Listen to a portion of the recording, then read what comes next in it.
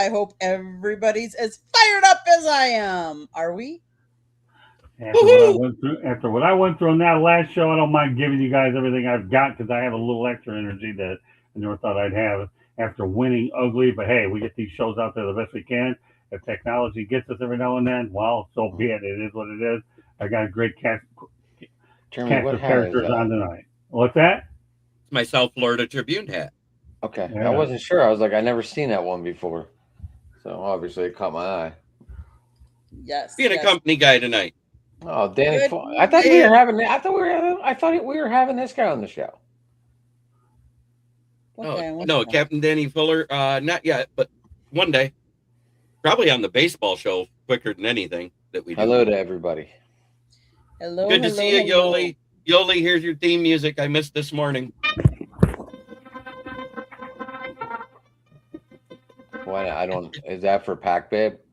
Yep, that's Okay. Yoli. Yoli Cruz. Hello. CRUZ. Hello. How you doing? Hey, That's my favorite Packer fan. What? Wait, what? Hey, there's a reason. That's okay. That's okay. I gotcha. You're my favorite person. How's that? I thought I don't know. I got way too many I got way too many Packer fans that I know, so it's hard for me to decipher. I'm not going to pick one over another one. That's okay. You don't I mean, have I got Mark, I got Jason, I got anyone else. I got Candy up there. exactly. Yeah, I can if I can get Rip the Packer fan on. I I occasionally talk to these people still. But anyway, what's going on tonight, guys? How we doing?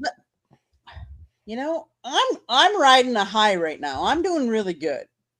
My Wisconsin Badgers beat North Dakota tonight in the Frozen Four, so they're going to the finals. versus. We don't know yet. Do we call that Oh. the Frozen Dance? Is that what the final game is in hockey? The Frozen Dance? I don't know what it's called. I think it's just called the national championship. Yeah. I mean, know. right now, Michigan is up 2-1 over Denver with 19-12 in the second. Oh, God, All right. Michigan Blue. could be riding a high. Michigan could be riding an all-time high. So it could be another Big Ten championship then. Oh, is that why the show was quoted that way when I logged in? Well, Oh, yeah. we've had quite a few. Like if you look at the football, you look at women's basketball, UCLA, you look at Michigan taking the men's basketball. So we've won all of the Big Ten has won all of those within this last year. So yeah, that's why we're talking Big Ten doesn't get the respect I think that we deserve. So yeah, we're talking Big Ten. We're talking There's Dustin so much May. East Coast, West Coast, and SEC bias that isn't even funny. Yes, Danny. Wisconsin is Big Ten, and they're already in. So Michigan is trying to And be. Patty Grimes says, "Don't forget water polo because they won the national championship in that." I didn't even know. Thanks, Patty. I didn't even know. Patty, how was the games out in Arizona? I forgot to ask. I haven't seen you in a while. Yeah, I'm back. I'm just trying to take care of a few other things at work on. She sent it to Yep. you again, by the way. Yeah, it's a conference of champions now. Mm-hmm. Cool. Yeah, I mean, She sent it to you again. I think Wisconsin and All right, go on. Get on. Move. I think the Tigers lost again today. That's quite a few in a row. Hey, there he is. How are we doing? How are we doing? There we go. All right, we made it work here. I'll tell you, this is the night. What's today? Please tell me this is not Friday the 13th. Because if it is, it came on the wrong day. Today is Thursday the 9th, the day where I get, almost 13 hours of sleep, and I'm getting bitten because of it now. But meanwhile, we got the cast here on today. We got the man who you'd like to take his beard, run him into the ground because he knows more about technology ever will. He's the last to get in, but we're glad to have him, and he's eventually going to be sponsoring the show as well. So let me just mention this. All right, Fernando, why don't you make a formal introduction to Jeremy and Adam, since obviously Jeremy was a little bit under the weather last week. And Adam, this is his first rodeo with you. Go ahead, let everybody know you were at the Final Four and you popped in on baseball. But give Adam and Jeremy an overview about you, and then Candy proceed. Now that I got all these things done, because Fernando, you definitely proved that even on the second show in the country club, you made this look like a boot camp because we're winning early. Ugly. Whatever. Who cares? Go ahead. Here we go. No, yeah. So it's Fernando Holiday Vargas. I've been around sports for quite some time. Had the opportunity to work, travel and work into sports. I've visited over like 50 different stadiums across different sports, and everything from All-Star games to World Series to 3 years in a row at the Final Four championship. So I've been around sports and different point of views, from production to sidelines and everything. So sports as a fan and sports as a job has always been in and around me. But I just happen to be on this one way or another, and I'm looking forward to be here every Thursday and just exchange opportunities and opinions about sports. None of us are coaches or GMs or scouts, but we all know what needs to be done on our favorite sports team. But yeah, man, I'm happy to be part of this team and grow and to learn with each other, and let's just have some fun and just talk sports or talk politics. So Fernando, what are your teams? So I'm a big fan of you are where you're from, or you are where your family's from, so none of this is gonna just make sense. I'm wearing a Marlins hat, but I'm a New York Mets fan. So we'll go with football Cowboys, baseball Mets, hockey Panthers, basketball default by the Heat. So I'll say this: basketball, I'm a playoff fan. Hockey, I'm a playoff fan. Football, don't follow it at all, but I still know what's going on. College, a couple of my high school friends went to the pros, and I follow them throughout. So I had great opportunities to see my friend get drafted by the Eagles and see him play with Michael Vick back in the day with the Eagles. So sports is along my journey, but now for me, I just work into sports. I want to get back into being a fan of sports now, and hopefully with you guys, my fandom will grow back into it, and hopefully with this community, I could be a fan again. All right. And so Lindsay Masick said, "Say 6'7", and I will subscribe." 6'7". 6'7". There you go. Well, hey, Lindsay, can I ask you a question? I'm 63. Will that work? If I make it to 67, who knows what's going to happen? I don't even know what that analogy is, but I'm 63 going on 90. I may skip my ticket over there. I don't know what the analogy means. 67. Jamie Licious said top right, do you like football? Asking me if I like football is like asking fish if they need water. Really? Okay. All right. Well, if I'm reading this correctly with my incredible vision, say 67, I will subscribe. All right, 67, please subscribe. All right, did I say it right this time? 67. It's that thing that the kids are doing. What happened? I'm not doing that. We're on board. Who cares? It is what it is. And yes, stick to your home team. Somebody just said hi from Delray. I'm in Boynton Beach, so whoever said hi from Delray, I would love to connect. That's the advice guy. Oh, that's the advice guy. What is he advice on? What? On everything? Don't know. He's just he came in the chat and I see he's there. Advice. I actually need you tonight. Advice. I want you to watch last hour's edition of Sports Wrap. Okay, and I'd like you to give us advice how you go ahead and get around what I just had to deal with. And if you can come up with something that I think is really good, you definitely got my ears and everybody when I get on these. Right, so what exactly happened? All right, what happened? Why don't we fill us in since we're going to talk about this? Why don't we fill us in, Scott? What happened? Go ahead, Candy, because I was off half of it anyway. He does live streams. That's what we do. You started it with 5 people on your show, usual people, and one of them came in on their phone and could not hear Scott but could hear all the other people on the stream. Then we tried to bring somebody else in, and he couldn't hear anybody on the stream. And then it switched to people couldn't hear Scott on the stream, and they could hear the person that was having problems hearing Scott. So then Scott went in on a different device. One of the other guys couldn't hear him, so somebody else had to lead the show. And it kind of went around the room who couldn't hear who. And Who was on the first? Who was on the second? In other words, in military terms, it was a cluster frig.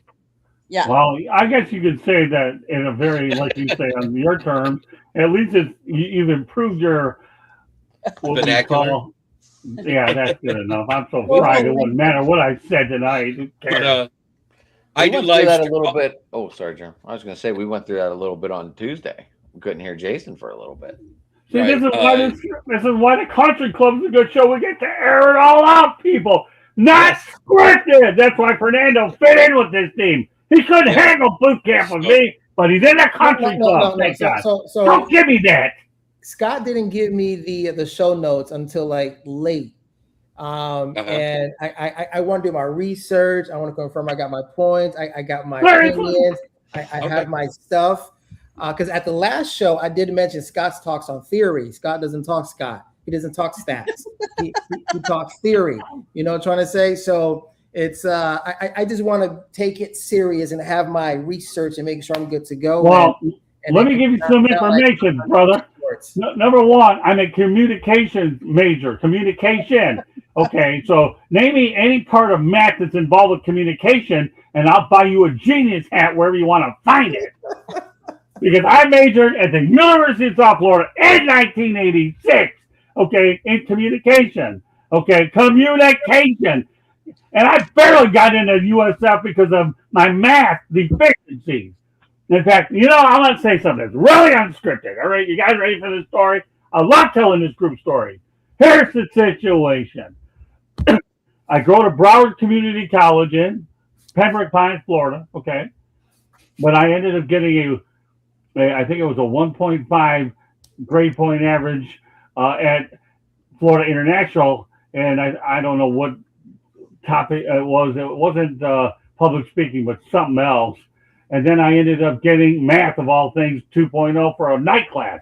I used to take classes at night so I could get rid of all the extra garbage that you had to deal with daytime stuff. But this time I got smart. I took math during the summer, so they had to pile everything all in, okay, in a short time. Well, guess what?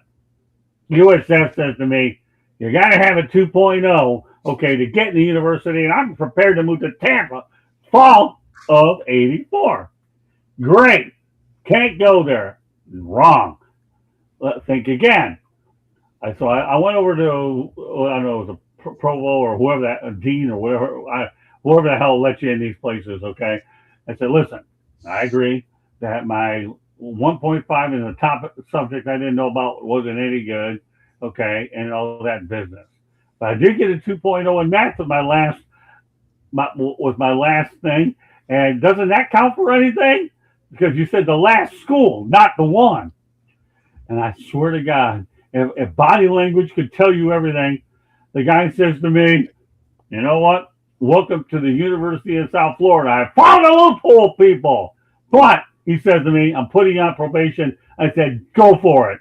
What do you think happens the next term? I got 2 B's, and that was the end of that cotton picking story. I got in winning ugly and finding a loophole. Now, Ballrick wouldn't be surprised at this because he knows I'm always up to something, except days when I get some sleep, which isn't very often in the first place. Samir, I wouldn't encourage this practice because you're way too smart anyway. Fernando, the next time you come on this show, I ain't looking for cotton picking math equations. I stunk in school anyway, but I was able to make it work the other way. Adam, you're new, so you'll get to know me as time goes on. Candy, well, you've seen it all. Okay. I feel So better. what I was getting ready to talk about, because we were talking about introductions, advice guy, I actually am from Flint, Michigan, just north of Detroit. I am a Detroit sports nut, a Detroit sports slappy, and a University of Michigan fan. I have been writing for Scott about the Detroit Lions this will be my 5th season coming up. I have been podcasting for my 5th season this season as well about the Detroit Lions, and I have branched into the Tigers, and pretty soon we'll start my NBA talks because our Red Wings are so pathetic that they're probably not making the playoffs, so I don't know if I'll have a hockey playoff show. But anyways, so I changed my channel from being just Detroit Lion centric to Detroit sports. Instead of it being kneecap biting with the Motor City Lions, it's now the KCB Sports Network, because KCB was the original AM sports station even before Scott was involved, that later became WDFN. So And Mr. that's Adam, all tied back to where's Adam Detroit. from? I live in Weirton, West Virginia, which is like 40 minutes out of Pittsburgh. I grew up though. You said right up. Wheeling? Huh? Wheeling, West Virginia? Wheeling's like 30 minutes from me. Oh, and I've been in. That's what I thought you said. That's what I thought you said, because like I was like, oh, I've been there before. Would you go to Wheeling Downs? Did you go gamble? No, I passed through there and I got to see the hockey team there. I forgot what minor league teams there, but I got to see the hockey team. It's pretty cool. The Wheeling Nailers, the Penguins. Yeah. Good. Obviously, I'm a Steelers fan. I'm a Cleveland fan. I'm an Indians, Guardians fan, Pirates fan. I podcast usually Monday, Tuesday, Wednesday, Thursday. I'm here. Saturday, I'm with Jeremy, which I think once I go to camp, I don't know if I'm going to be available Saturday nights, Jeremy. And if I do, I might be highly beach day. We'll call it a beach day. I got you. In other words, it's going to be like it'll be country club with drinks. But just to chime in, I was an opportunity to be at Cleveland for the World Series. That energy was pretty 97? intense. No, like a few years ago when they lost against the Cubs. Game 7, like I was there on behalf of DirecTV. We had the blimp. We were flying there, and I was working on the ground with the camera. But that stadium, it was intense. The rain and the delay and the home run, like it was intense. It was intense. It was pretty cool. Yeah, they just needed 16 outs. They just needed 27 outs for 2 games in a row, and they couldn't do it. It was fun. So, it was definitely a good experience. So let's see. The Big Ten has won in water polo, football, women's basketball, men's basketball. They're already represented in hockey. And it looks like they may even be well represented in women's softball and in baseball as well, because there's some teams doing really well that looks like they're going to be moving on into the regionals. So Yeah, Big Ten's a lot better represented than everybody gave them credit for prior to this past football season. You kidding? The Big Ten's cleaning up. Penn State won in men's wrestling too. Well, I think. Oh, no. Isn't Scott's Penn State's taking notes. pretty good at wrestling? I think Scott's taking notes or writing stuff down. I'm not sure what. Yeah, I am a little bit. I'm multitasking tonight. So no, I'm not falling asleep, advice guy. I'm a high energy motor mouth, taking notes, multitasking, and doing what we've got to do. But don't worry, I'm paying attention and I can respond to everything that's going on. But I'm glad that the advice. Hey, the advice guy, you say you're located in Boynton, right? Is that correct? Delray Beach, right? No, that's close enough. You and I and Fernando need to get together sometime, brother. Okay, because Fernando's going to be a big part of what we do. And if you really have as much advice as I think you are, you and I, and we get candy at night, it'll be a really interesting time. So, Delaware, I know what the hell that place is. So, yeah, let's do it. I'm not falling asleep, but I'm glad you appreciate my mannerism. You guys are anything but boring, that's for sure. I'm just curious. Does anyone think Oakland or Las Vegas takes Jeremiah Love instead of Mendoza? No. Why would they do that? To have a 1-2 punch like Detroit had with Montgomery and Gibbs. But they don't have the quarterback yet, so that doesn't make sense. They have someone that could wield. They have someone that could wield the fence right now. That would be absolutely ridiculous. No, they're going for Fernando Mendoza. If they were to take a running back in the top 10 2 years in a row, that would be absolutely ridiculous. So it won't happen. So I'm not worried about it. But so Roger Staubach is the only Heisman winning trophy to win, right? to win the Super Bowl. So, advice guy, let me know when you want to hook up. Fernando, do me a favor, okay? Since you're new on this broadcast, you make sure you get in contact with this guy, okay? And I want you, because you're going to have new roles that'll be announced in the coming weeks, okay? With this thing, as you and I meet up on a show, probably hopefully next week before I hit Europe, okay? Get this guy's information, okay? And we're going to find a way to meet up with him. We're going to really I got a lot of things up my bag of tricks, as Candy will say. My bag of tricks actually remind of Canada. They go far and they go wide. Does anybody get the analogy? Maybe not. You're Donald Trump. Are we talking about the Rockies?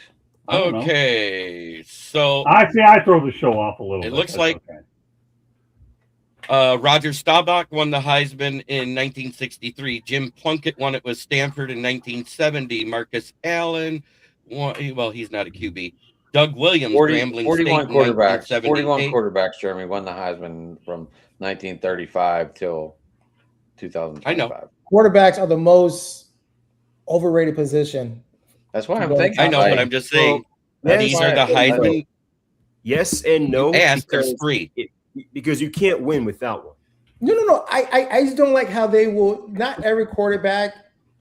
Again, I'm sorry. Not every quarterback is like LeBron, who go right onto the field and just throw right away. I think you can.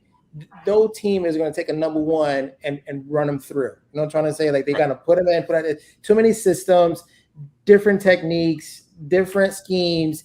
Very few quarterbacks succeed. Quarterbacks are guaranteed 90% bust. Like it's difficult to put all that money into a position that 90% is going to be a bust. It's 68% that bust. That's the actual first round draft bust percentage. 32% of them succeed. That's why I'm asking. I mean, Mendoza was a one-year quarterback that won the Heisman, won the national championship 1 year. That's all you heard of this guy. And he's a transfer. And that's why I'm asking you if. Yeah, well, I mean, I'm not comparing apples to oranges, but you asked the question if they should go Jeremiah Love, and I said no, because Ashton Genty is already there. They just got him last year. The reason why Mendoza makes sense this year is because they just built the trenches in front of them and reinforced that defense that was god awful last year. Oh my God. Yeah. Well, and then number one, number two, you need a quarterback. And I feel like not every situation is created equal, but I feel like when you have a chance to get your potential franchise quarterback, those don't grow on trees. You go get them. But some of these teams have quarterbacks in their depth chart they're not using. So it's like some of them. NFL has no farm system. People forget you could trade for other quarterbacks. Yeah, but you can. But at the same time, they like what they see out of them, and the kid's already been working out with Tom Brady. And then number two, I think you have to consider, and this is my opinion, quarterback development. I would say the last couple of years, not only on the collegiate level but on the NFL level, is probably the worst it's been in a long time. You know what? You are 100% right. I've heard that, and you know why I can say that? You're 100% right, Samir. I've had several different athletes on Inside the Pitch, and Jeremy will tell you about it, that have said the exact same thing that you have.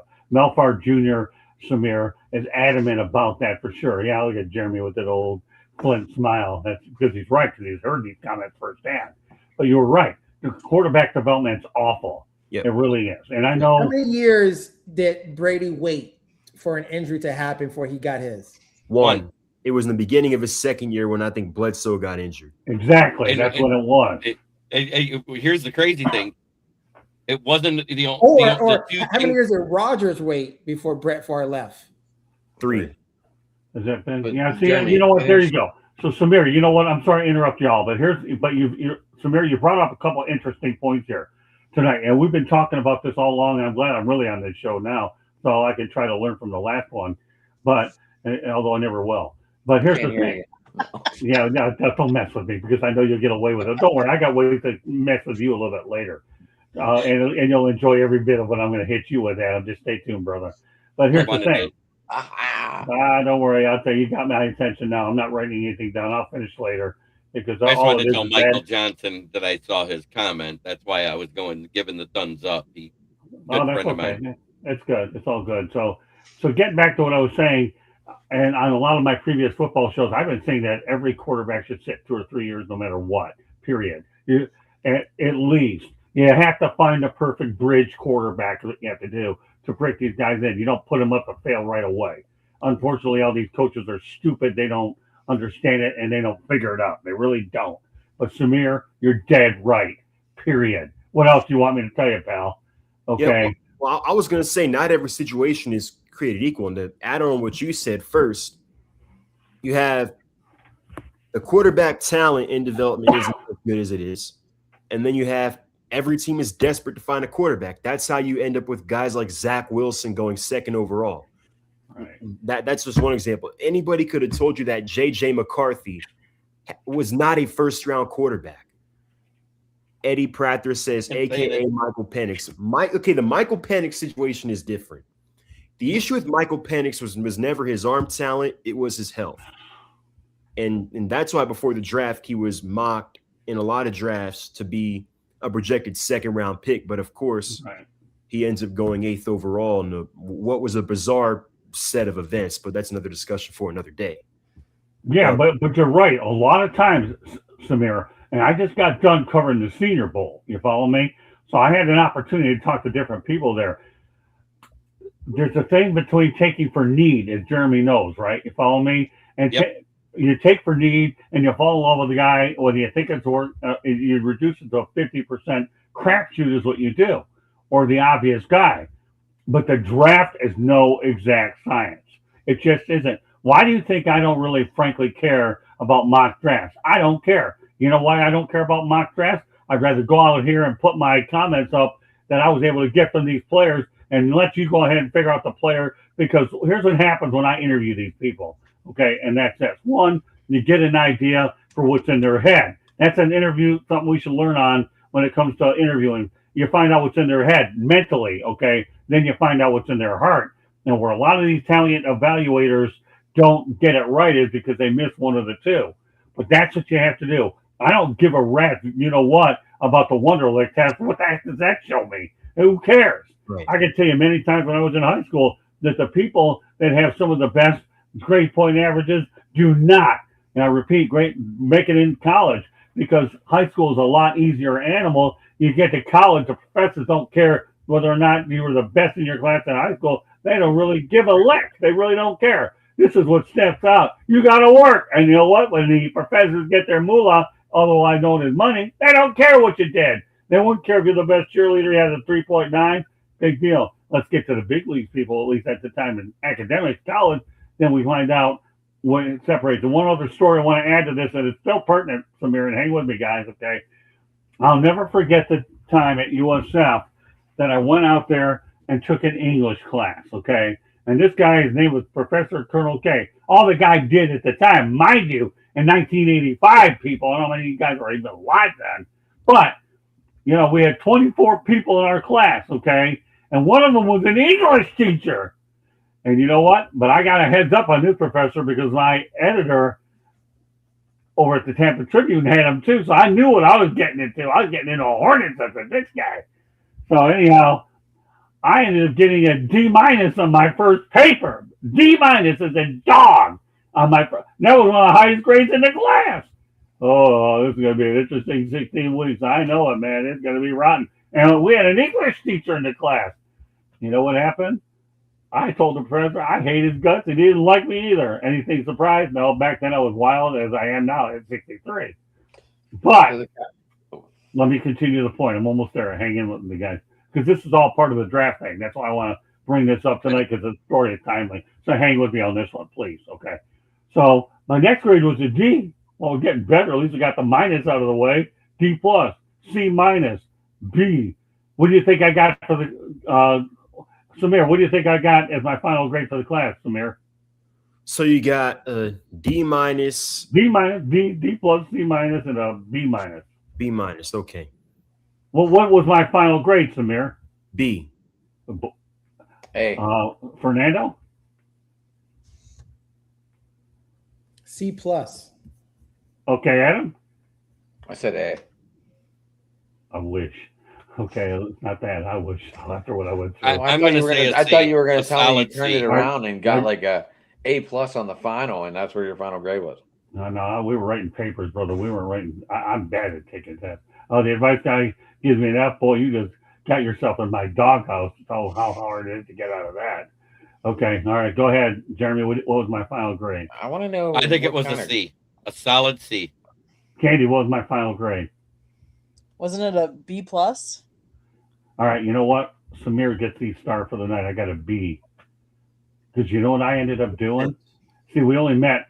We were supposed to meet 2 days a week. Okay, but he said, "Nah, I'll just use the other one as a conference day." I used to be in there all the time getting some information. Okay, from the guy, and he graded on improvement. That's the story I wanted to bring out in this whole story. And what you're going to see in the draft process is when you go ahead and look at the Senior Bowl. You follow me? You know, you have all kinds of different coaches, scouts, and everything, and that's what I live. Jeremy, the whole idea is get your butt down there when the time comes. Senior Bowl's an experience that everybody should get to. Samir, if you want to get there, or of course, what's his name? Fernando don't need that. That's too small of an event for him. He just goes to Final Four. But the Senior Bowl will teach him something about journalism, just messing with you.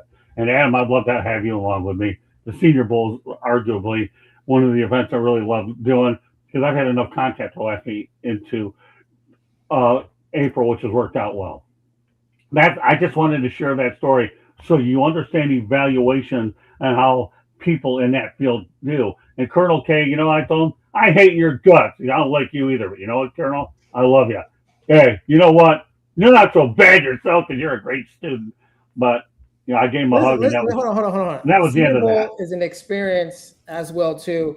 I have my friend who went to Rufus in the Georgia, got chat. drafted. In his senior class, I got the Badgers autograph. I got LeGarrette Blount autograph from Oregon. That was a pretty cool Senior Bowl over there in Mobile, Alabama. It's a great experience. We'll get you up there. Don't worry. I'm just messing with you right now. I've been there already. Hey, Scott, man, where you've been, I've been there too. Oh, have you? I've Good. been there So you too. want to go back? You want to go back and take pictures? Let's do it. All right, we'll make it work. Yeah, at least you're local. You have to work. You and Candy get some sponsors. We'll get them to fit the bill. We don't care. So, Let's do it. You with me, Adam? I got a surprise for you. Candy, put those 2 pictures up about the right now, and then we have something for Adam. And then next week, when we're confident in our technology, ever heard of him? Dusty May? I got an actually picture with him. You can get the one with him. I heard about this. They got Chloe. How do you like that one? That was last year in Tampa. That's a good one. Yeah, you got one of Dusty and I. Candy only had all week to figure it out. No, I do not have one. All right, I don't have one on my phone, so okay. So, well, you know what? She'll have it on next week's edition of Fire Up. I had an interview with Dusty May at one time at FAU, and also did one with Corey Close.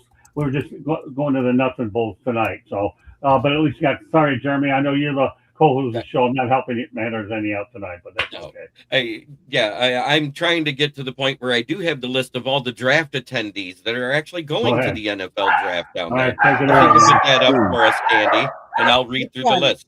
this one. Okay. Yep. David Bailey, Reuben Bain Jr., Mansour Delane, Caleb Downs, Kendrell Falk, Colton Hood, Makai Lemon, Jeremiah Love, Francis Mawagawa, Caden Proctor, Caden McDonald, Averill Reese, Ty Simpson, Sonny Styles, Carnell Tate, and Jordan Tyson. It's only 16. I feel like in years past, a lot more guys went. It was only 11 that showed up in 24. Oh, is that what it was? Oh, Yeah, is that It what- was 11. Wasn't that the one we attended? That's the one we attended in Detroit. Yeah, we did pretty good. Didn't we go ahead and do pretty good there, Jeremy? Why don't you summarize your experience of 2024 now that you brought it up?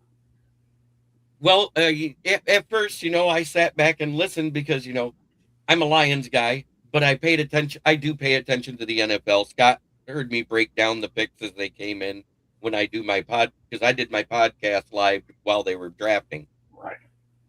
And so I got to see him network and meet some people and do a couple interviews.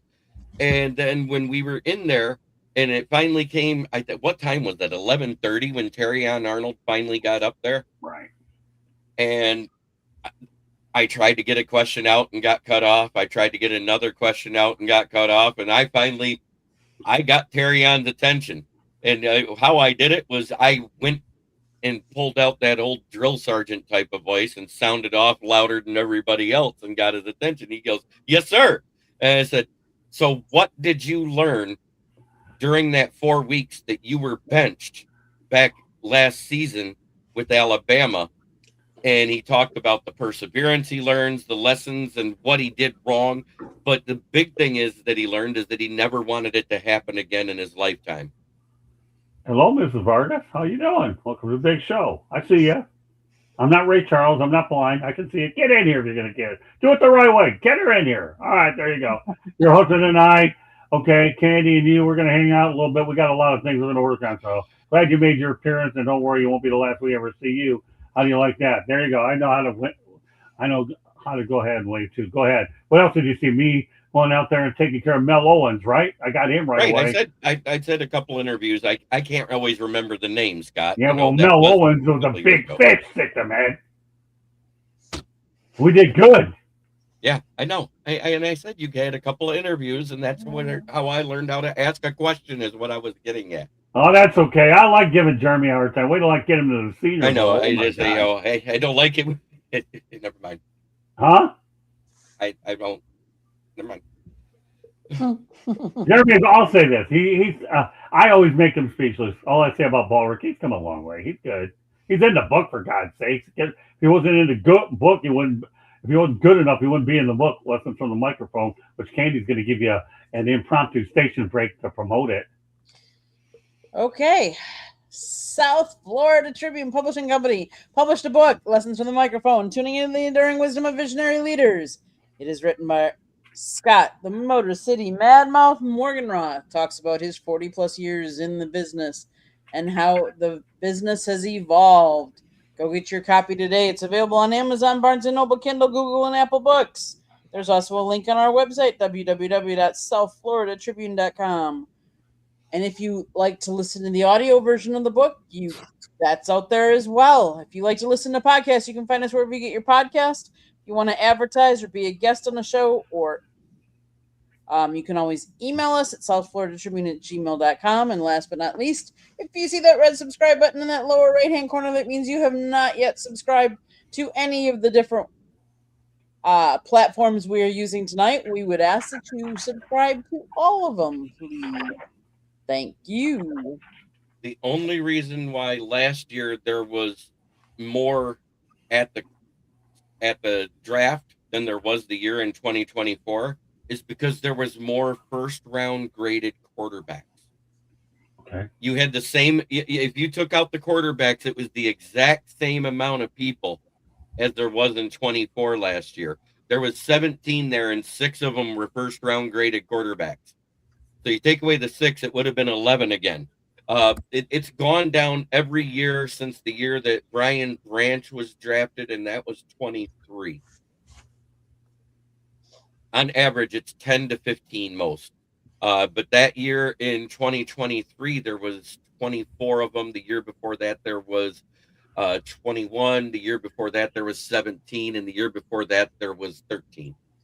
So, it varies up and down. But the most that ever was the 2023 draft. And that's the draft where you had Michael Mayer go in the second round when he was supposed to go in the first round. Brian Branch was considered one of the best safeties in the NFL that went in the second round. That was good for you. Yeah, great for me. Do you think like these mock draft can reposition a player in a different direction? No. No, I don't think that's what it does. I think a lot of it has to do when they get into the in-depth of the character and the person off the field, because a lot of the GMs and coaches, when they talk to these guys during the 30 rookie personnel visits of who they're interested in, you can tell who they want because the cream rises to the top, and the other ones you just don't even hear them talk about anymore. Out of that 30, you'll hear about 15 names they want, and 15 you never hear again. So before Mahomes, Kansas City was not a top market. No. But they were could still he- a good team as soon as they No, got for Andy Reid. but like, could he have done the same success in a high traffic market, LA, New York, Texas, Well- Pittsburgh? Like, could the same thing? Could Josh Allen be in the same position? And because Buffalo's in its own little zone over there, could he have gone to a different team and have the same success? Or some teams really brings out the best in that player? I think that what helped Pat Mahomes the most was having Mike Kafka and Andy Reid that year backing up, because Mike Kafka is one heck of a QB coach, and he was in the Andy Reid stable that year and worked with them and because everybody said he was a system QB and he had a whole bunch of fundamental issues that was wrong with how he threw. And that's why he fell to Kansas City in that draft. He was considered a second or third rounder by most of the draft pundits, and he went in the first round to Kansas City, which shocked everybody. I think it was 17 he went. Yeah, the Chiefs moved up, went and got him. Right. So they moved up to 17 to get him that year, because if I remember right, they were in the AFC Championship with Alex Smith the year before. Right. No, It they was. had Great lost memory. to Yeah. Tennessee in the wild card. Oh, They the wild didn't- card. they Okay. only They won won their one- division. They won their division, but lost in the first round. But still, they were up there and they moved up. Mhm. Because Yeah. And Does then anyone see the Cowboys trading? Some teams hang on to their quarterbacks way too long. Yeah, well, yeah, I think so. And I think that's the hard part because, as I mentioned earlier, a long-term starting quarterback or maybe even a franchise quarterback, those don't come around very often.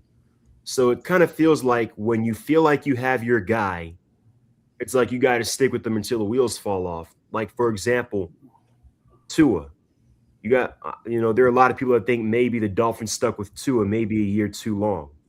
Well, I'll give you that one. Nah, the coach is crap. The coach was wearing McDaniel, nah. leggings, Well, and Wait. Coach That's not dealing with somebody. wait. Hold it. Time out. Coaching. McDaniel Time was out. the That's a problem on both ends. Number one, Tua should have been drafted there in the first place when you had Justin Herbert in front of him, who was a way better quarterback. And number two, the Dolphins, to me, remind me of the Hatfields and McCoy. All they do is fight with each other. They're the most dysfunctional organization on the planet. So both of them are responsible for the debacle that Jeff Hafley has now.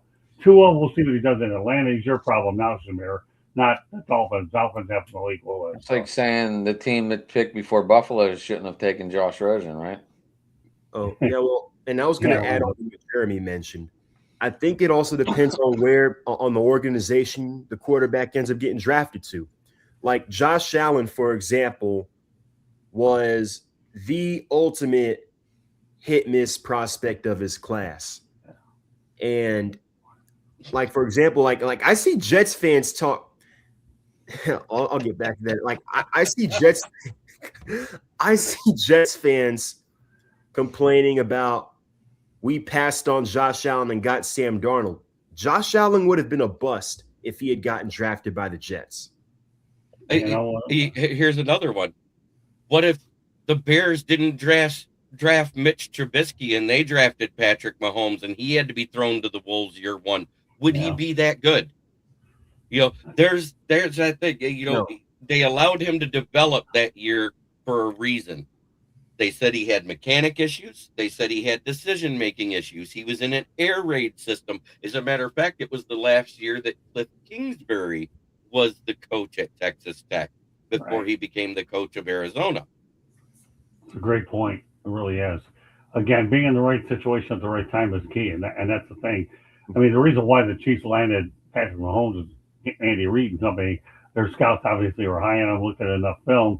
Hey, listen, I could criticize Dan Marino all day long if I want to, but the fact that 20-some teams made a mistake and he had a pretty good career with Miami, but Don Shula let him throw it wherever the heck he wanted, and even though they should have had a running game, he would have gotten the Super Bowl. That's another story.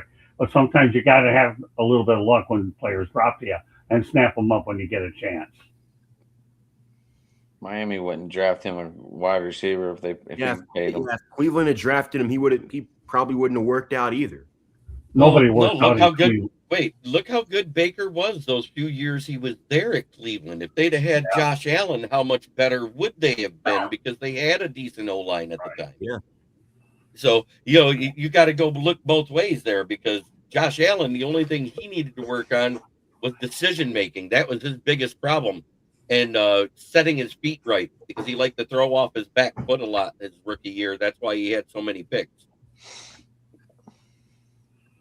Good point. Yeah, I think it's all about situational. Why do you think Tom Brady dropped all the way to where he did? I mean, you don't know where your next hidden gem is going to come. You don't. Yeah. Well, That's why I'm not so big on drafting quarterbacks steadfast in the first and second round. Don't tell me that about Joe Montana. All he did was get drafted in the third round. Tell me how that worked out for the 49ers. Right. well, yeah. yeah.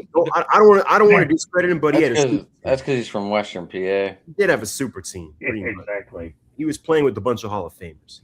Well, a lot of great quarterbacks came from Western PA, didn't Jim Kelly? Well, that's what happens when you're coach good. They had Bill Walsh. Come on. So what? The guy drafted in the third round. Yeah, it worked out well. He Everybody he had around him and everything else. Wow. All you did, Jeremy, was validate my point. Thanks. You have Bill Walsh. You picked a guy out of Notre Dame. Notre Dame hasn't won anything anyways in years.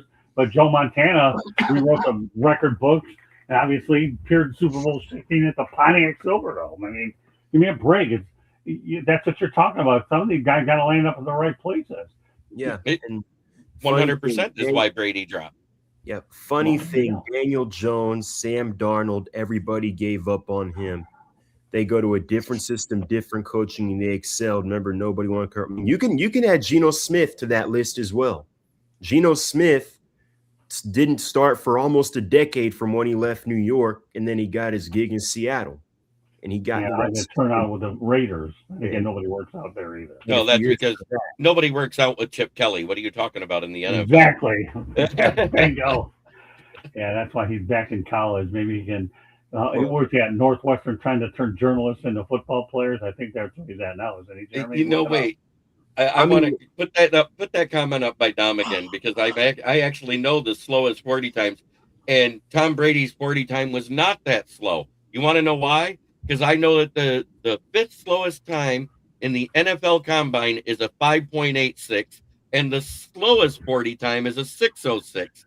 So Tom Brady ran a 5.12, which is slow for a QB, but it's a QB who's a pocket passer. You don't expect him to be anything. Well, I think another example you can use is Drew Brees. Remember, he didn't play well initially. They draft Phillip Rivers, and then he has a shoulder injury. The Chargers basically dump him. Sean Payton takes a chance on him, and he's a Hall of Famer. Yeah, what you're forgetting, though, is Nick Saban wanted him in Miami, and that led to his early exit out of Miami, and he settled for Joey Harrington. Go figure that one out, Samir. Put the pieces of that one together. Yeah, the Joey Saban wanted him. I thought was going to kill it. Joey was my favorite quarterback in NCAA and playing college football on a game. I enjoyed. I agree with you. Well, hold on. You want to go that far? I thought Joey Harrington destroy Arizona, and I gave the play-by-play because I was covering the Lions and Arizona Cardinals over at Sun Devil Stadium at the time, and I gave the actual thing and told my buddy Bill, I won't mention the last name, here, look what Joey Harrington did last night. And Bill took the stuff, and the Lions ended up drafting him. It didn't work. I was 0 for 1 when it comes to picking a draft pick. It didn't work out. But the only reason it didn't work out was because Joey, is the coaching that he had around him that ruined him. It wasn't him per se, because I think Joey Harrington in the right situation, his situation would have turned out far better than it did. But then you have like Troy Smith of Ohio came out as a quarterback and excelled as a receiver. The slowest 40 time was Regis Crawford, an offensive lineman. Other remarkably slow times was Isaiah Thompson, who ran a 6 second, Sharon Dorsey, who ran a 5.99, Palani Mason, who ran a 5.86, or an Orlando Brown Jr. that ran a 5.85. So there's your list. All right. All right, just to give you a preview a little bit on fire of what we're going to attempt to do next week is I got Coley, the UCLA basketball coach, have a good soundbite we're going to put her on for next week, and we're going to track up some Dusty May stuff as well when he was at FAU. I had a chance to work with Dusty for a couple of years, and it was good. And also, God willing, we'll be able to get some baseball stuff on there. I want to get Miles Straw on here as well. I know there were some people that like this guy, so Candy's gonna work on that tonight. The only thing that held us back on the technical stuff was what we had before, but those are some of the things that y'all can look forward to next week on Fire Up. So the only other thing on the NFL I wanted to point out is that I actually did something I never did before. This is my first year doing it. I did my own top 25 prospect list. These are my rankings. They are not reflective of any other pundit out there. Number 1, Avril Reese. Number 2, Fernando Mendoza. Number 3, Jeremy Love. 4, Caleb Downs. 5, Sonny Styles. 6, David Bailey. 7, Francis Mauagawa. 8, Ruben Bain Jr. 9, Mansour Delane. 10, Makai Lemon. 11, Kenyon Sadiq. 12, Jordan Tyson. 13, Carnell Tate. 14, Monroe Freeling. 15, Vega Ione, because I am not going to try to say that first name. 16, Jermad McCoy. 17, Caden Proctor. 18, Akeem Messidor. 19, Spencer Fanu. 20, Dylan Thieneman. 21 is Emmanuel Pregnon, the guard out of Oregon. 22 is Emmanuel McNeil Warren. 23 is Avion. They did 26 of them because it doubled the 22 for some reason. But 22 is Avion Terrell. 23 is Denzel Boston. 24, Omar Cooper Jr. And 25 is Kendrick Bolt. So it's technically 26 there. Pretty good list there. You know, I want to go back to Michael Johnson, but we should put that one up there. We should. I appreciate the respect. I really do. Here's the thing, Michael. I appreciate the respect, and I'll answer whatever questions I can. One thing you might want to consider doing is put Inside the Pigskin on your Tuesday schedule if you're not conflicted anywhere else. At 8:30, we have a great show there. I have some former NFL players that come on, and I think you'd be a fit, and we'd love to have your comments on that show, in addition to being here on the Country Club. Michael Johnson, God bless. Appreciate the kind words and respect. Continue on. So what do we think of Mendoza not going to the draft? I mean, he's not the first number 1 overall pick to not go to the draft. He won't be the last. He won't be the last. I mean, if he wants to draft party, is that what you referencing to? Yes. I mean, look, for him, it's you only get drafted first overall once. So if he wants to be with his family when he's getting drafted at home, host his own party. I mean, realistically, care. He's a Miami guy. He gets to hang out with his family. I mean, really, nothing wrong with that. I get it. Who was that guy from Cleveland that went fishing and didn't go? I don't remember. Joe Thomas, wasn't it? Yeah, that's it. Thanks, Jeremy. Joe Thomas. He didn't go either. He's a Wisconsin guy, isn't he, Candy? Yeah, he is. Yeah, so he didn't go. It's not But deal. maybe it's because he doesn't want to hug the biggest sleazeball in the NFL named Roger Goodell. Well, tell me how you really feel, Jeremy, about Roger Goodell. Obviously, evidently you did, right? You all right there, Adam? Am I boring you? Am I stealing away from your thunder, brother? So what does everybody think of my list there? I mean, the rankings may be bad to somebody, but overall, the list is 1 through 26. Do you agree that they may not be the right order, but do you agree with those are the top 26 prospects right now? Yeah, definitely. And I think it's going to be fascinating where everyone ends up, because I think it was Jordan Schultz who mentioned earlier that you're going to see you're going to see potentially a lot of movement, a lot of action on draft day, especially day 1, where teams are going to be trading up, trading down. And I found it interesting because usually when you see a lot of movement like that, it's usually when you have a quarterback class that's top heavy, like we had in 23 when we had, I believe, 4 of the first 5 picks be quarterbacks, or when you have a class that's considered deep, like the one in 24, when we had 6 quarterbacks go in the first round. We have teams trading up, trading down, trying to find their guy because, as I mentioned, everyone's looking for a quarterback. So, but there are a lot of solid prospects. It's not very top heavy, but there are some solid prospects, especially on defense. I was looking. There are some guys at edge They're guys at corner, linebacker, and especially at offensively at wide receiver.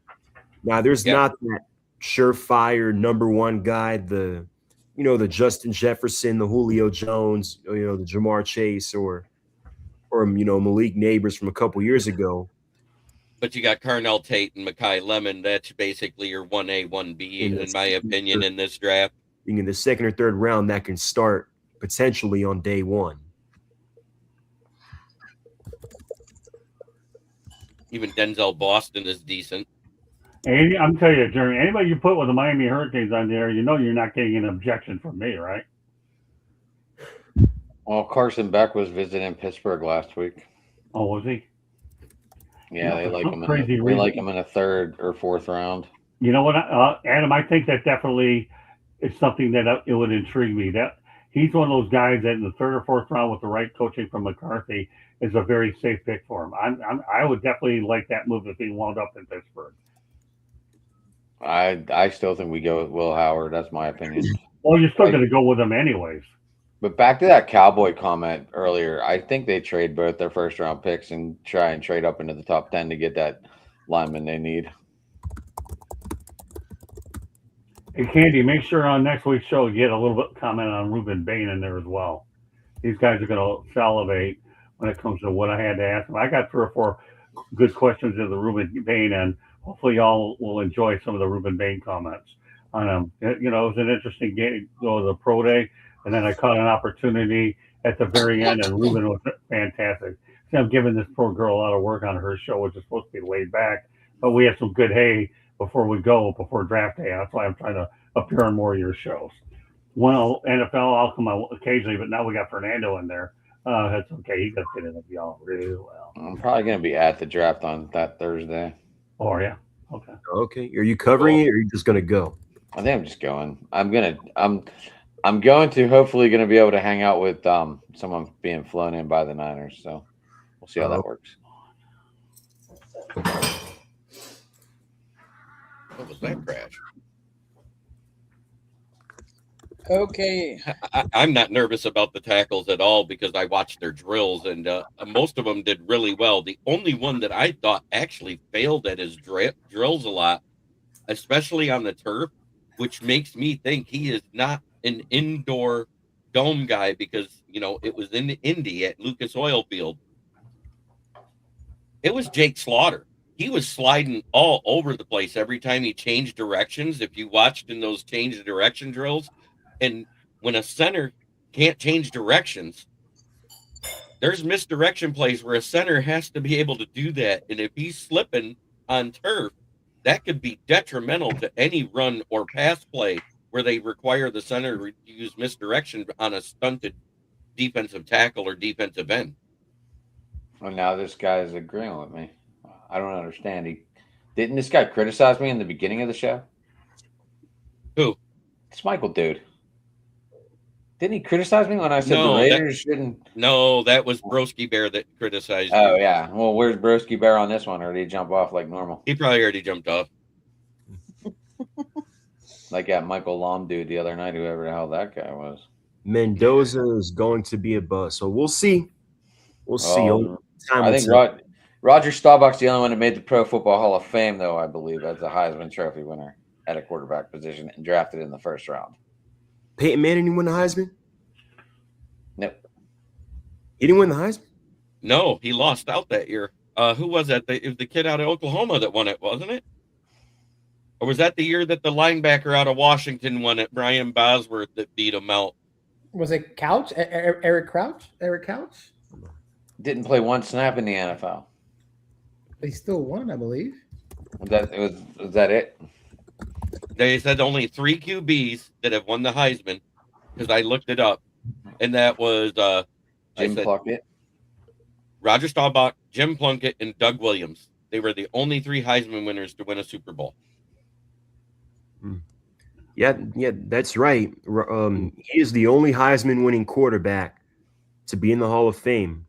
There are only 10 Heisman winners in general in the Hall of Fame. I did not realize that. That's an interesting point by Michael, though. Oh, Cousins is an insurance policy. I don't know. So watch that story. I agree with Michael on this one. That's why I brought up that opening question right away. And apparently I've got a lot of heat for it. Wow, it's an interesting storyline. Michael, I'll pay attention to this here, man. There's a little bit of substance behind what you just put out there. I think the key to this whole thing is how Clint Kubiak can go ahead and develop is what I think his quarterbacks. But you know what? Now Michael just threw something out there I'll probably pay a little bit more attention to. Peyton lost against Charles Woodson.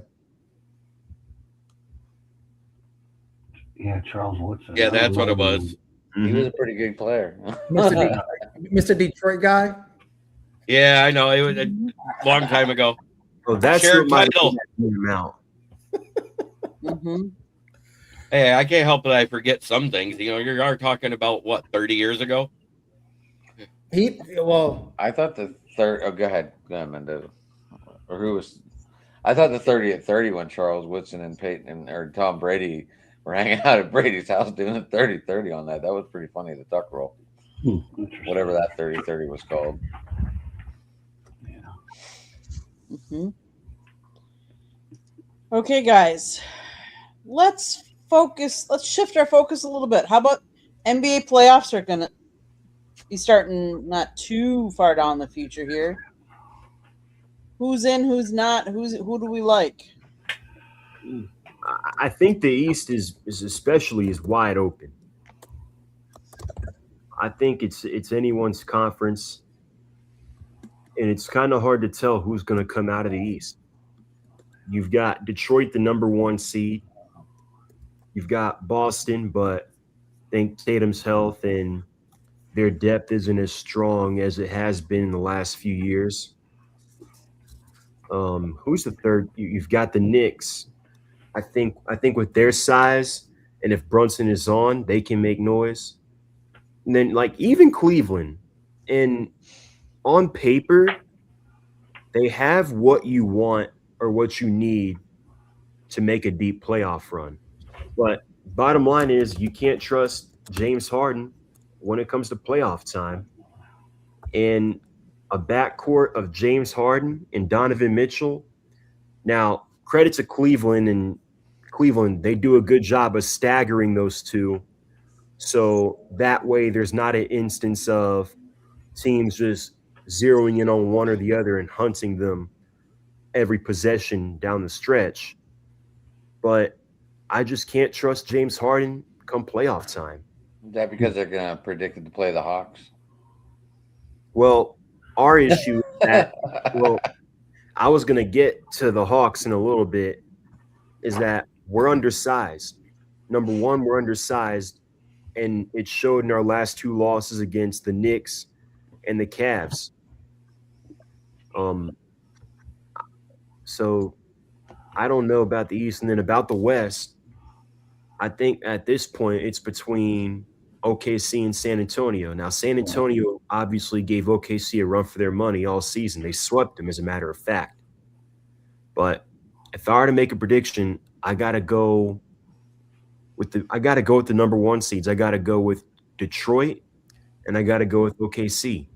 Now, a sleeper team, if everything goes right, Cleveland, if Harden actually shows up in the playoffs, could make some noise.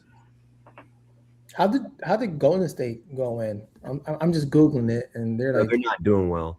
Under 500. The thing with Cleveland is they can either make a run, or if they get a team like Atlanta in the first round, they can end up going home in the first round. Well, at least you hope, right? The issue with Atlanta is that they're undersized. I am so with this Michael dude. I like it.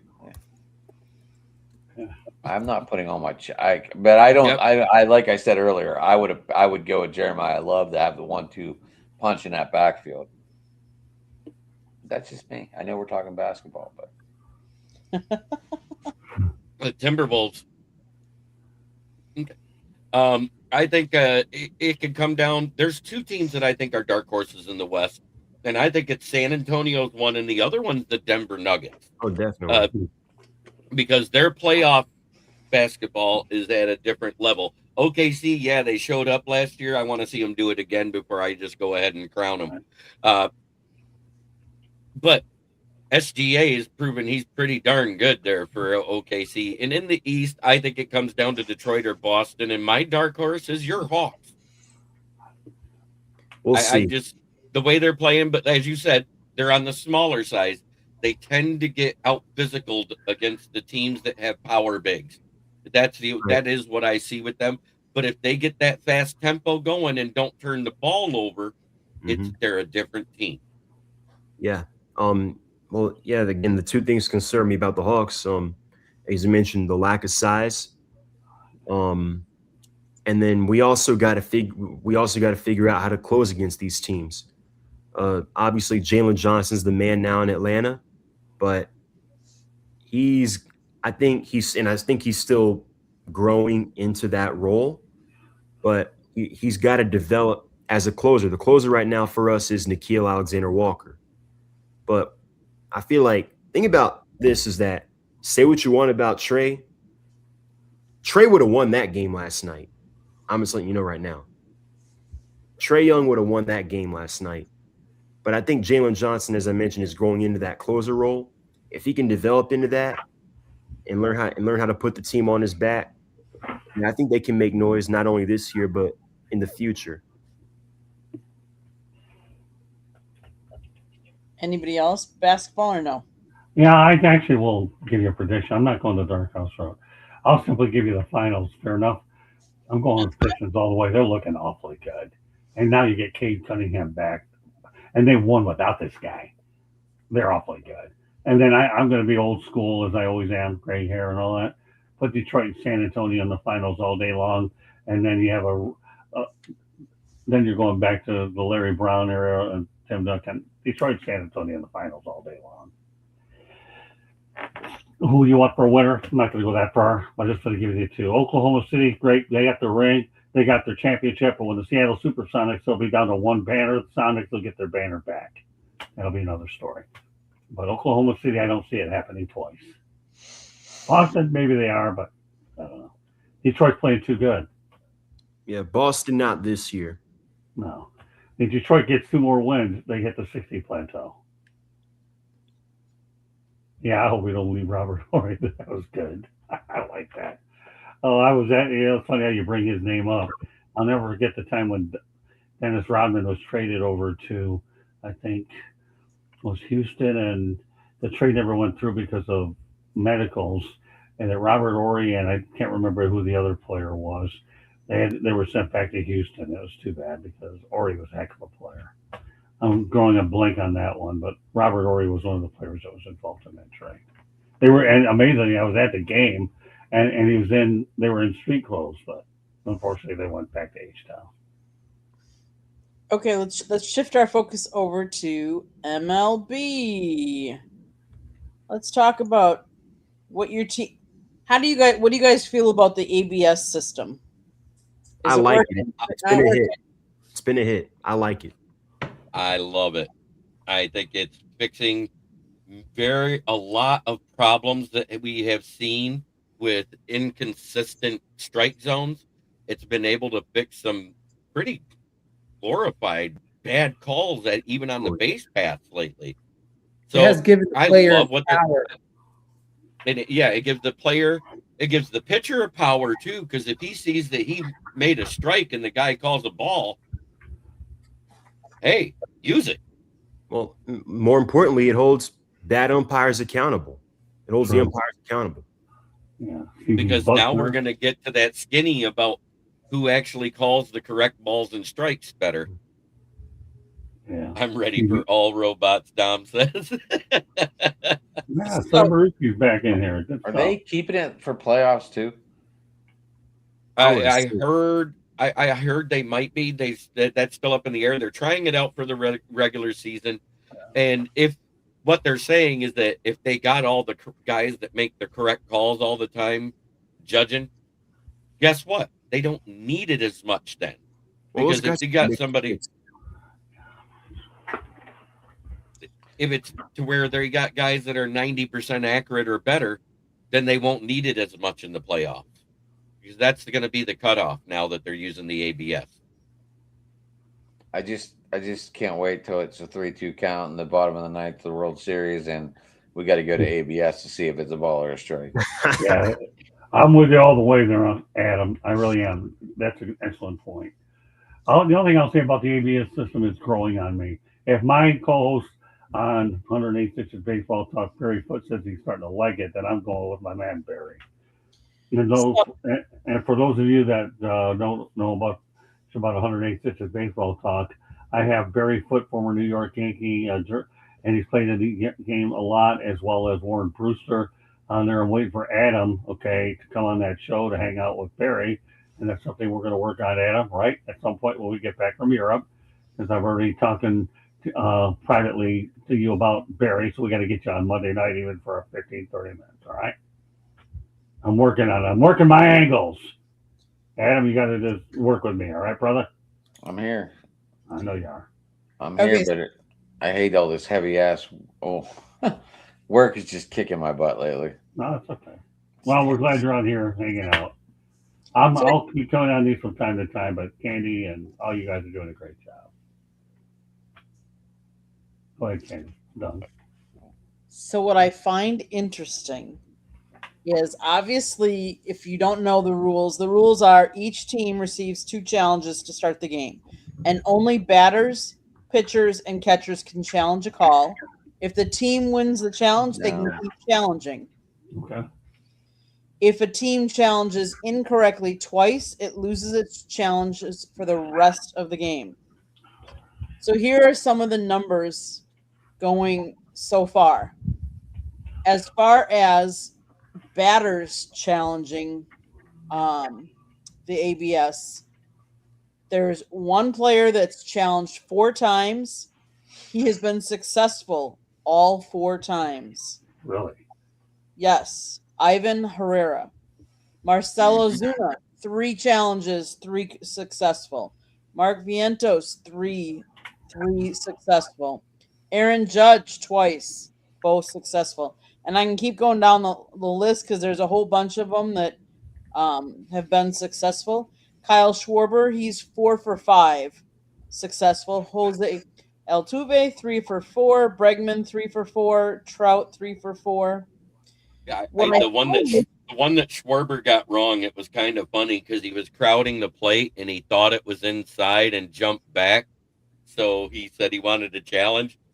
And literally, it was like the skin of the baseball touched the line for the strike zone, and it confirmed the strike.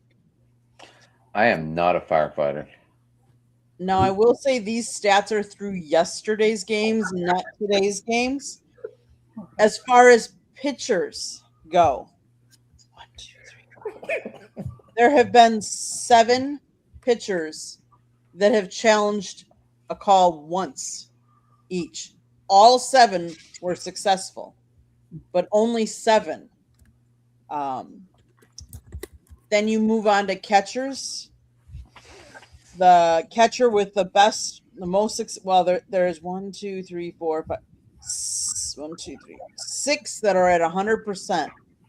But JT Realmuto has challenged 5, and all of 5 were successful. Mitch Garver is 4 for 4. Rafael Marchin, 3 for 3. Danny Jansen, 2 for 2. Adley Rutschman, 2 for 2. And Jefferson Quero, 2 for 2. And then it goes down. That's CB Buckner. He's really good at this game. Yeah, right. I know where you're going with it. That's awesome. Yeah, I'm with you. As far as that goes, the umpire that has had, granted, there are a couple. So I got to take the top 3 out because Clinton Vondrak, as far as umpires, has only had 2 challenges. They both went against him. Brock Bailio, 2 for 2, and Jim Wolf, 3 for 3. But all going against.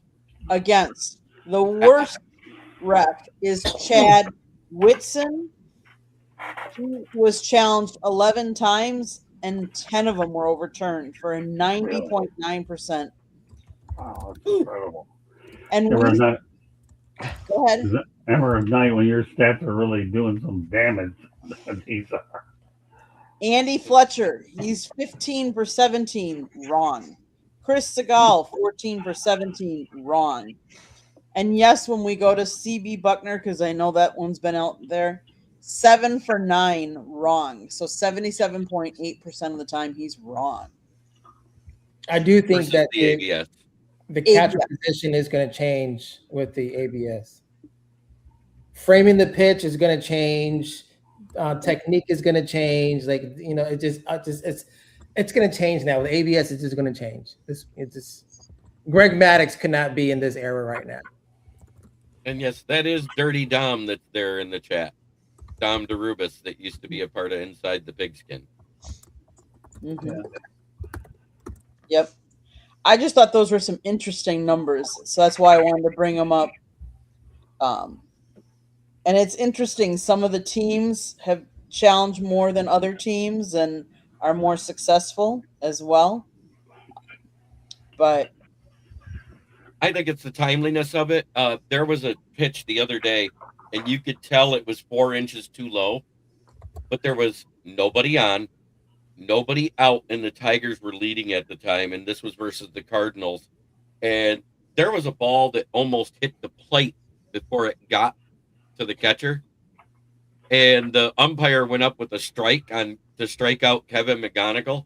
And he goes, and the catcher looked at him, he goes, "You're not going to challenge that?" He goes, "Why? What good is it going to do? It's just going to get me on base for the next guy to get out." So save the challenge for when it's something on the line. Exactly. You know what, Jeremy? That's an excellent point because I see some of them are being used in the first and second inning. Unless you have to do it early, wait till the latter part of the game. Now, if it's like the first out and you got a man on second and third and it's a 3-2 count and they call you out and it should be a ball, heck yes, I'm calling all right, that's a different argument because Yeah. that's the man in scoring position to get you home. But I'm talking about don't use them all up early. Right. Leave one for later in the game, and if you need one somewhere else in the game, I'm validating your point, and that's up Right. Jeremy. But That's what I'm I doing. think is what I think is great about it is we're talking about a rookie in MLB. Right. It'll be aggressive. It's No, not you're easy. You're not easy to score. And now we're going extra innings. The man on second base now. You know, so I think if you can Right. score early and get it out the way, a win's a win. Players on. But like nobody on, there's already 2 outs, and it's a strike that doesn't mean anything, and you got Power Alley coming up behind you, and there's a chance that guy might hit, but they hadn't been hitting. Someone drops a fly ball and he gets a second pitch, it's a home run. You know what I'm trying to say? So it's like, Right. But at the same time, in the concept of the swing of things, it didn't mean that much at the time to let it slide is what I was getting at, and that was a smart decision in my opinion on Kevin McGonigal, a guy that was in his 5th game of his career, made that decision. I think that's pretty ballsy. Right, Myself, but again, I'll reiterate on what you just said. You're 100% right. You are. You have to know, and what you have to do is know when to pick and choose your spots when to use them. But I always say I want to leave. Pardon me? We might be guaranteed a Big Ten championship in hockey. Michigan's up 3-2. Oh, are they really? Oh, wow. with 8:58 in the third. But getting back to my point, Jeremy, okay, I'm with you. By the way, I do want to make a quick announcement here, if I may, Candy. Beginning on July 8th, Talking Baseball will be in the hands of Eric Katz, will be my new host of the show, along with Tony Lewis. For those of you that may or may not be familiar with it, the show will run around 10 o'clock a.m. So anybody on this panel that wants to come in from time to time and be a guest on him, Eric Katz is going to host it, and Tony Lewis. Those are 2 guys you can see prominently on Monday night on 108.6 Baseball Talk, and Eric Katz and Tony also appear on the Sports Exchange. I want to make, since we're talking baseball, Candy, I thought it was important to get that plug in as well. So Eric Katz, and Jeremy knows when you work hard for us, we'll find other places to put you to make sure we can expand your visibility. So Katzy and Tony will be leading it, and everybody, if you're available 9, 10 o'clock, in the morning on Saturday, just give me a shout or Candy, and we'll get you on there. And Katz, he's a great young prospect. Like I say, Jeremy's done great. Samir, you've done outstanding. And Adam, I'm waiting to get you on Monday night. I really am, pal. And Fernando, you got your spot on here. What time? About 9 to 10 in the morning, Eastern time. I'm at Monday. Huh? Oh, Monday? Yeah. We start the show at 8 o'clock at night. Eastern? Yeah. Yep. Okay. Because my show's at 9, so. Well, so what? You come on from 8:05 to 8:35. What's the difference? You can hang out. We bring No, on no, I people- just wanted to make sure like they weren't like same time. No, there's no conflict. I'm looking forward to bringing you on. I'm always looking forward to adding new people in here. And with the fact that you like baseball and the fact I got the heavy hitters on that show, I think you would fit in nicely with this group as often as you want to come on. It's an open invite is what I'm trying to tell you, Adam. And there's no conflict of interest with your show. Danny, the only problem with your comment is timeouts in the final 2 minutes are way more important than that red flag. And if it don't get overturned, they lose a timeout. Yeah. All right, well, whatever. It's fine. It's okay. You have your opinion. I got mine. It is what it is. But at the same time, it depends on the flow of the game and what the actual thing Right. they're trying to overturn is, and if it's able to be overturned. Because, look at Jim Schwartz that cost them their last timeout that year when he called one on a scoring play, Right. which a scoring play is automatically reviewed. Right. So Yeah. that lost the review. It literally lost the review was the penalty on it. It didn't So help the his play job stood as status called either. and lost their last timeout. Yeah, it didn't help his job status either. Jeremy the Fourth were ticked at that one. That's the one they should. Yeah, that was Yeah, that was the one that gave him the 8-8 record that year. The year he Yeah. was let go for Jim Caldwell. There you go. Great. It's- There you go, Jeremy. But Scott, definitely I'm interested in coming on. I just saw that comment pop up and I wanted to answer my thoughts first. And I actually thought Jeremy and Adam and the rest of y'all that Jim Schwartz did a decent job in Detroit considering what he inherited. And I'm surprised up to this point he hasn't gotten a second chance. Cleveland screwed up. I don't know Yeah. much about Tom Monken, but Jim Schwartz was the ideal guy that should have gotten that job. Yeah, because he took over right after the 0-16 season, right? Exactly. Yeah, that's what he did. Yep. And then a And couple I years think later, the first year we got to 5 or 6 wins that first year. And that was because Stafford was hurt for 10 weeks of it. And then the next year Stafford gets hurt again.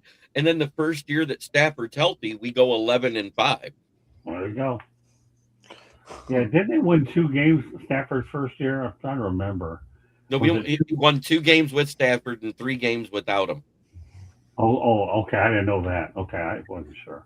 It was Hey, a listen, 5 years. You think I'm 5-1 going to season debate that you year. on Lions knowledge when that's your primary gig? I'm all over the national map, Paul Rick. I know what I you mean? are. I mean, if there's ever a Lions authority that I know better than you, let me find out who, because I'm putting you at numero uno on that, Paul Rick. Me, I'm just all over the map right now with all the things I do. All I try to do is land big names on these things, like Dennis Marok on Thursday night. We're trying to Yes, land sir. Peter Mahavlich as well, although we had some technical issues with him, but we'll get him on sooner or later, as well as some big names across the network that I'm working on landing even more of. So, but Paul Rick, I handle Lions Come on, stuff. you got I to don't throw even- the other name out there, Scott. You got to name the bigger one, the big fish, Who's that? Bobby Orr. You're Yeah, working. we're working. Yeah, but that one I was talking to Santos. We're working on that one 2, 3, 4 months down the road. But Bobby Orr is definitely one that Mike Santos is convinced he could probably get him on 1 or 2 times. But I'm trying to. But that's a big fish we're working on. I'm working on a lot of big names as I Awesome. continue to go ahead, and I'll be stepping back a little bit for some of these shows as I find the successors, so that I can work on the inside and the admin stuff. But I'm not in any hurry to do that. But I'm finding people that are going to go out there and take my place if I need a night off once in a while. And I found it in Cody Speak tonight in hockey. And of course, Eric is going to do his thing on, and Tony on Saturday. Everybody's got a shot. Jeremy co-hosts with Candy. I mean, come on this show. Man, he's done a tremendous job with it. I think it's time for my tone. Okay. And Adam, I'm going to let you start out. Gotcha. Well, I was excited. Connor Griffin got his contract, so he's going to be here for at least 9 years. Penguins or Pirates just lost their 5-game winning streak yesterday, and they lost it in dramatic fashion, 8-2. Let's see. Penguins with the win tonight clinched their playoff spot with a 5-2 win over New Jersey. Then we have obviously the draft. Steelers are having numerous players in, and I hope they go wide receiver, but that's just me. And that's where we're at in my town. Samir. So the Braves just had a 4-3 road trip at Arizona and at the Los Angeles Angels. I would say the highlight of the road trip was, Fight. Yep, they had a fight on the former World Series MVP Jorge Soler for the Braves in 2021. He hit the home run, 3-run home run over the train tracks in Houston. Was hit by Ronaldo Lopez earlier, was an accident. Next at bat, Ronaldo Lopez goes high and inside. He doesn't like it. He charges the mound. Jonah Heim, catcher, did a horrible job protecting him.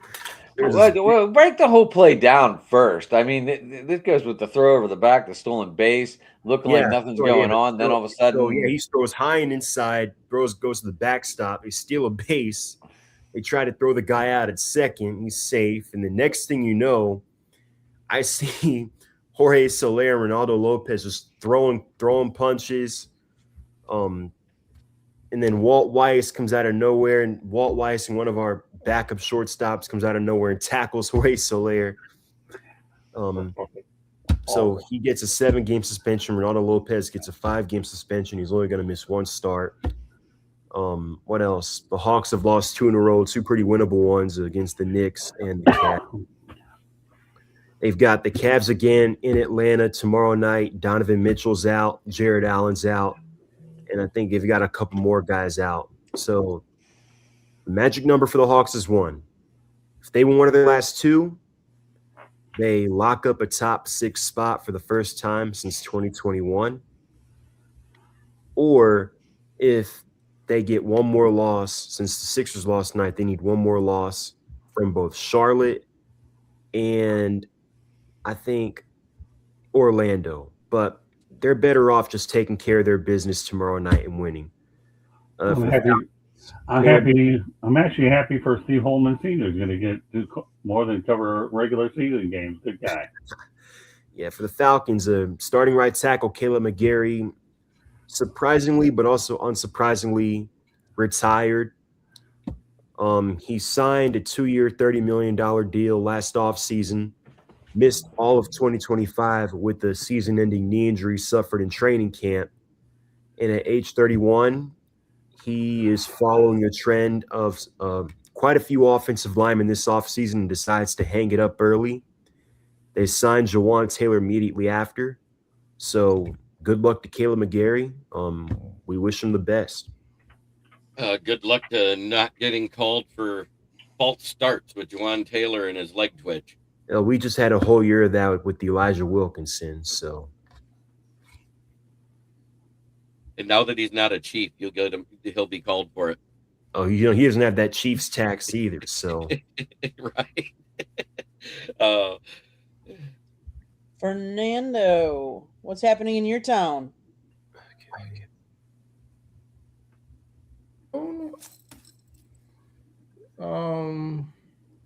Nothing. With your teams, either the teams that you follow in your town or from your home, whichever. The New York Mets just lost 7-1.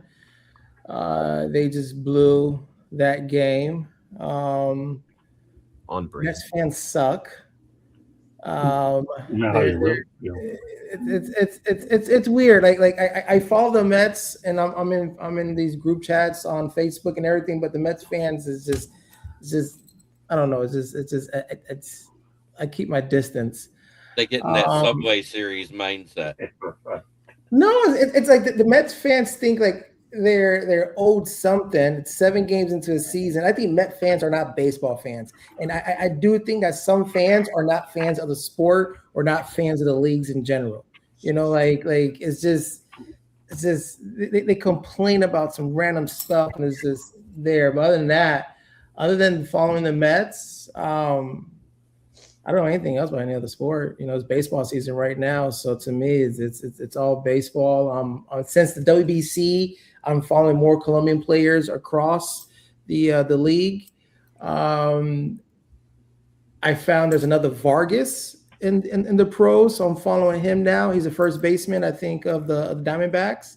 So I'm following that. Other than that, I think that's pretty much it. I'm playing a trip. A good friend of mine, he's the head linebacker coach at Rutgers University. So I'm planning a trip out there to go visit him. Other than that, I think that's pretty much on my schedule. Jeremy. Nice. Well, I did just have the whole list of the top 30 visits for the Lions, but that's too much to go through on this short of a toe. So that's being done. The rookie visits are happening here in Detroit. Cade Cunningham returned to play last night and was in form already, doing 25 minutes and scoring over 20 points with almost 10 assists. So he got right back to his double-double average. And I'm quite sure it's just so they can get him in game shape for the playoffs with 3 games left when they activated him. And that's smart. It's kind of like when Chris McCollum first came back and he was able to score 21 points for your Hawks, Samir, after he returned from his injury. It's that type of thing. These guys got to be worked in. Oh, it's 3-3, Jeremy. Yeah, I know. I saw that. Scott, do you want to add anything to? Yeah, I got one. I will add. According to Florida Hockey Now, Paul Maurice said Sasha Barkov will not play for the Panthers this season. He had reconstructive knee surgery on September 22nd. Listen, Panthers been knocked out of the playoffs for about a week or so. It's too bad they won't be able to get their three-peat. Okay, although I'm a Red Wings guy through and through between anyways. But the Panthers have been decimated by injuries. Lose your captain. It's totally unfortunate. So get ready for next year. Panthers, no three-peat for you guys. But Sasha Barkov, I hope you get well soon. Excuse me. So, my town. Well, we all know I go back to Wisconsin. Obviously, Wisconsin is now in the final 2 of hockey. We will see who they play. With 1:28 left, Denver and Michigan are tied at 3-3. So, this could go in. We might be talking about overtime here for them. Candy, sorry to cut you off. Did you see the City Connect jersey from Milwaukee? I did. What you think? It was okay. Not my favorite, but I was trying to sound it out. I was like, is that Wisconsin? Like, Wisconsin. How about B-more? What are they trying to say? I thought Baltimore's was horrible. It says B-more. That's local. That's local. But Wisconsin was kind of left field. The Braves went back to the powdered blue. Jameer, did you see their jersey? Which ones? With the city, the oh my gosh. The Braves. Oh yeah. I love them. They're a lot better than the last ones. I'm still not a fan of the Texas. Still hasn't gotten me over on any of their City Connects. Mm-hmm. I think that Texas is a little bit more cultured related than anything else.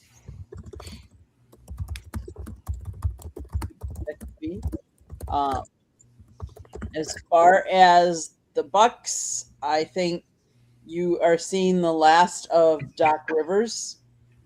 He has said that he has 8 grandchildren, and he's kind of tired of not, going to their schools and spending more time with them. So I think this will be the end. It'll be interesting to see who the Bucks will hire. It'll be interesting to see what happens with Giannis. This could be ugly. I don't know. The Brewers are doing okay. I'll take it. They're first in the Central. As far as the Packers, well, it's status quo right now. Let's see. End of third, tied 3-3. If the Bucks had any Yep. sense at all, number one, Doc Rivers, he's already on the wall. He's gone. If Bucks had any sense at all, bring back Adrian Griffin. Okay, bring back the guy that you shouldn't have fired in the first place, I don't know why they and own it. That's what they should do. So I don't think they're smart enough to do it, but in- they should. Go ahead. in college hockey, it's what, continuous overtime, sudden death, or is it one overtime and then the shootout? I I do have not no know. idea. I don't follow it that much. One would hope it should be 5-on-5. That 3-on-3 stuff doesn't work in the playoffs. So what happened with the Olympics? I wouldn't do it. You need to go 5-on-5. I don't mind Barn. 3-on-3 in a shootout, but 5-on-5 is the way the game should be played. Oh, no question about it. Oh yeah. Now, Overtime if it's rules- 5-on-3. Overtime rules in the NC2A men's hockey tournament are similar to other postseason formats in which teams must play in endless 20-minute periods until a good goal is scored. Okay, There are good. no shootouts in postseason NC2A bracket games. Well, that's what the NHL does. Good. At least the colleges got that part right. NHL does the same thing too. Right. There's no, That we just said, shootouts. There's no shootouts in hockey. not for in the the playoff. You're right. Any other topic anyone wants to bring up? No, I'm pretty much done for the night. Okay, with that being said, Samir, how can people find you? You can find me on here every Thursday night on Fire Up. You can find a lot of my content on my X account, which is displayed below. And you can find a lot of my writing content on the South Florida Tribune's page. Thank you guys for tuning in. I'll see you next week. You bet. Candy, right, you can fit in another station break too at the end if you want to. I will. I let everybody else. Fernando, Yeah, how- Samir, you're great. I'm proud of you, man. You've done a good job as a writer and as a broadcaster. Good stuff, pal. I'm one of your biggest fans. Thank you. Welcome. Fernando, how can people find you? Holiday Vargas at on all platforms, but hopefully being on this channel every Thursday, there'll be more coming out of me. And then again, like I said in the beginning, the fandom will come back, and I think being around this group of people would drive a little bit more energy towards me. So I think I would like to start challenging myself to produce more content on my pages. So at Holiday Vargas on all cross platforms. Well, I know one thing, Fernando. Welcome to the show, and you're a great addition to the Country Club and Fire Up. I know that. You and I will be meeting in person probably within the next week or so I can autograph your book, which you are, by the way, in it. Okay, so Fernando and I will be getting together soon in person, and I'm glad you're out. We found an industry on Thursday night with this group. You're going to fit in great. Can't wait. Adam. Same here. Oh, How can people find you? It was nice meeting you, Fernando. Samir, good show as always. You can get me at Sports Talking It on Twitter. You can get me at Driving to the Top Productions. Monday, baseball. Fans of the Diamond Talk. Tuesday, Open Sports Mic. Wednesday, Steel City Sports Talk. Thursday, right here. Saturday with the guy up there. More breaking. Jeremy, how do I don't know how to say this. Like, we break down numbers more on your show than we do. Yeah, on we're mine. more about getting into the stats and talking about our teams than anything else. Talking about baseball in general. It's called the Baseball Roundtable Talk because I have fans of at least 4 fans other than myself talking about our teams. I'll wait till you get on Monday night, Adam. I I'm throw curious some to see what stats. you got, buddy. I'm curious. Huh? I'm curious to see what you got. I always am. Let me tell you, I bring on former major leaguers. That show is like no other show you're ever going to experience. You get 30 minutes out of there, you're going to be begging me to come back on every quarter for 30 to 45 minutes. When I put people that actually play the game, tell me about it, especially a couple that you know of. Now let me tell you, you come on that show 30 minutes before yours, or 40 minutes, whatever you have, works for me, brother. I can go 30-minute increments all day long. Get in there and mingle with Barry and Warren, pal. Reach out to Candy. Let's make it happen. All right, Adam? Sounds Open good, my invite. man. Huh? Yeah, you got my number, so just send me a text. Yeah, I'll have to do that. Hopefully Candy saved it this time, but I'm not going to put any guarantees on that. She handles all that stuff. All I do is put this stuff together and try to work through my Alzheimer's. Right. That disease is attacking me every day, and it's getting tougher. But I'm still fighting my butt off. So those of you that are Michigan Wolverine fans of the basketball team, tonight it is reported that Michigan and star point guard Elliot Cadeau have agreed to a deal for him to return for his senior year. Just so everybody knows, keeping you up to date. Well, actually, they snapped up a guy from Tennessee too, their center. Yeah, a guy that was averaging 21 points a game. Yeah. Well, it goes, you know what that tells you, Jeremy? If you can't beat them, join them. Right. A couple of the Pitts, I forgot to mention, a couple of the Pitt stars, 3 of their starters just got into the portal today. Yeah. Watch out. Jeremy, how can people find you? Well, you can find me right here at the South Florida Tribune channel every Thursday night on Fire Up, and occasionally wherever Scott decides to plug me in if I'm feeling up to it. Exactly. You can also find my writings on the SouthFloridaTribune.com underneath the contributors' writings, underneath the Motor City Tribune heading, where you will see all my writings about the Detroit Lions.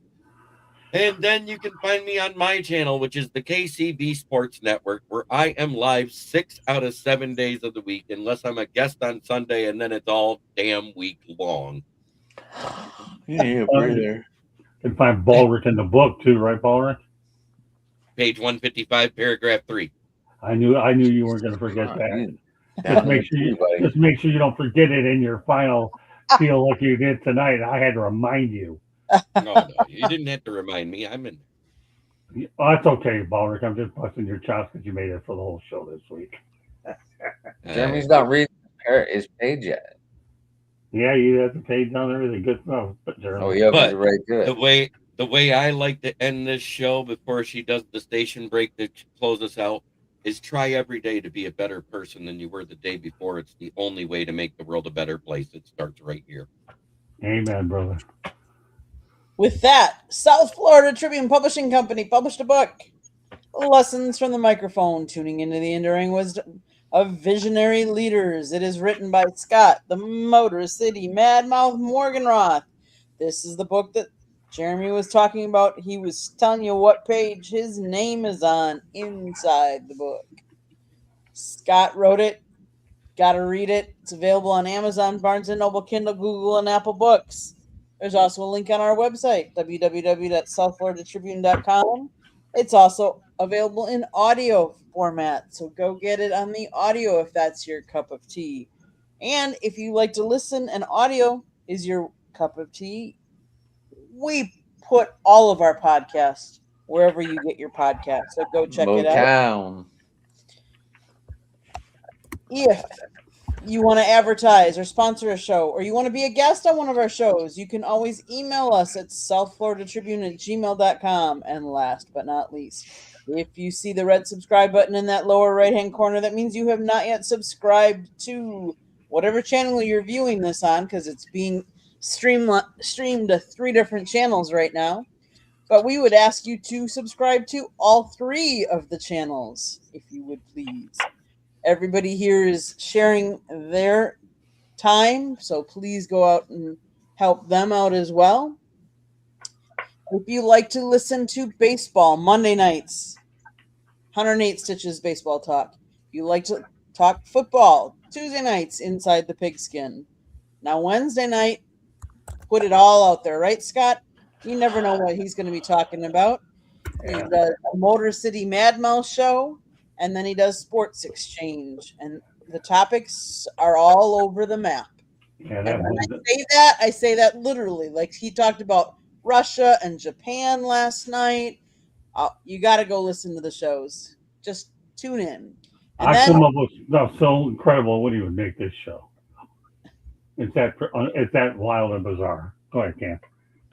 And then preceding this show is the Sports Wrap, which is either soccer or hockey. And it just depends on what guests he's got lined up for each night. And then, of course, the Country Club, the Fire Up. So turn on your notifications so you're always notified when any of the programming goes live. You don't want to miss any of it. And last but not least, I would like to thank everybody that has been in the chat room tonight. Well, we've had quite a few. Thank you all for tuning in. And next week, we'll be back. Same time, same channel. Thank you. Have a great week, everybody. Thank you so much. Thank you.